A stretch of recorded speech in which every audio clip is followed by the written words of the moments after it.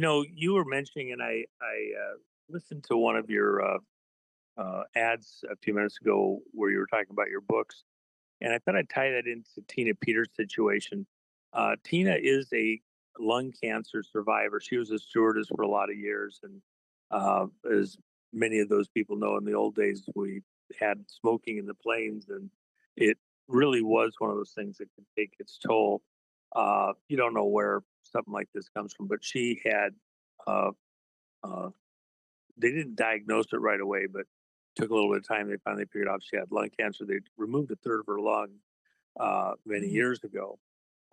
She's had it in remission. In fact, when she was over here in Hawaii with Jen and I last year for several weeks, with the nutrients that she took, um, some supplements. She also had red light therapy that she used and magnetic bed uh, to keep her circulation up.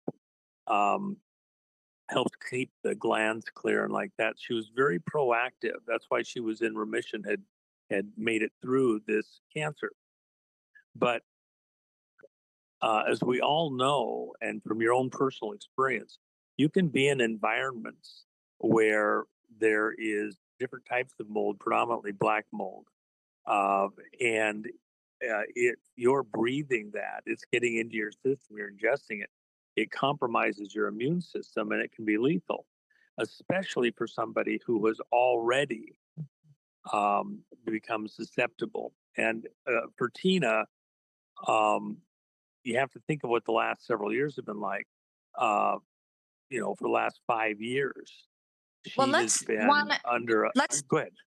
let's talk about that. And on a side note, if there's anything I can do, unfortunately, I know way too much about toxic mold, not just black mold, but all different colors that can be very deadly. And I'm sorry to hear about that because I know too well the devastation that it can have, especially if you're already immune compromised. But for those people who are watching, what happened to Tina Peters? Well, she was attacked really because she came out, did a before and after. The Dominion vote machine company had, through state of Colorado, let it be known they were going to make a trusted build or update to their Dominion vote systems after the 2020 election in the spring of 2021. And she was concerned, Tina, as the county clerk for Mesa County, was concerned that any of the election data could be compromised or destroyed. And they're supposed to keep that, 22 months by state and 22 months by federal and 24 months by state law. They have to preserve those election records. And this was well within that for the 2020 election. She felt pretty strongly going into this that she had the gold standard of election systems and has been very vocal about that. And it wasn't until several people showed up and tried to explain the problems to her that she began to question that. So when there was a question that they were going to rebuild these machines, she had uh, a copy made beforehand and after the fact.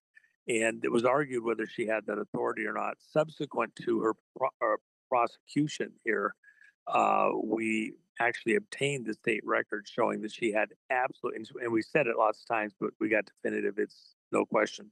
She had every, not just right, but obligation to take all possible measures to preserve that record. And what she did is essentially just made a backup like people do of their computers all the time. Doesn't change anything. It's just a photo of what's there right at that instant in time across the entirety of the computer.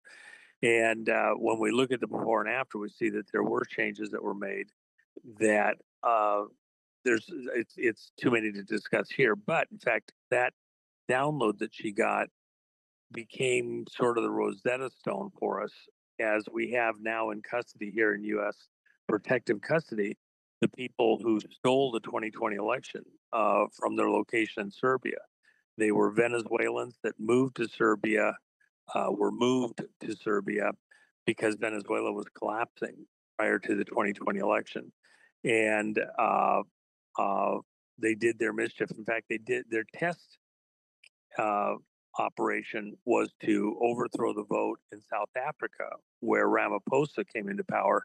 Ramaphosa is the guy, the president of South Africa, who, with several of his aides, was in the Oval Office when President Trump pantsed him in front of the whole world about the killing of the white farmers and the Hmm. funerals, and Ramaphosa pretending he didn't know anything about it. The land grab. I know Yeah. about that because we used to go to Africa almost every year, South Africa. So that's a real thing. Yeah. Well, and so, but to come back to Tina, the situation is that she was prosecuted. It's an atrocity that she even went to trial. Should never have happened. She was prosecuted. The judge, as many people in this audience would know, he controlled what the verdict or what the jury could hear and how they had to rule, and then, the rest was automatic. She will win her appeal, which actually is slated for mid-January. She'll Mm. win that. There's no question in my mind or any of the other experts. She'll win it walking away, especially with new evidence that we've come up with.